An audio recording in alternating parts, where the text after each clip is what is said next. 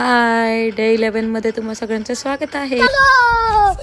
तर चला मी तुम्हाला माझ्या गावाला घेऊन जाते. माझ्या गावाला जायला जास्त वेळ नाही, हार्डली पाऊण तास लागतो. कात्रजचा घाट ओलांडला की असं वाटतं मी माझ्या गावातच आली आहे. इथं आमचे छोटे सरकार ड्रायव्हिंग करतात. अजून आम्हाला ड्रायव्हिंगचं डी नाही आहेत, पण आम्ही घेर टाकायची तयारी तर नक्कीच करतोय.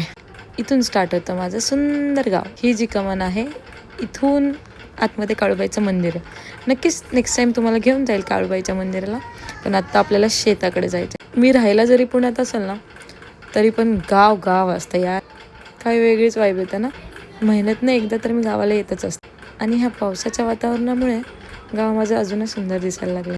पावसाळा म्हणलं भात लावणी, टोमॅटो, झेंडू सगळे होतं. मला सांगायला छान वाटतं की मी शेतकऱ्याची मुलगी आहे म्हणून.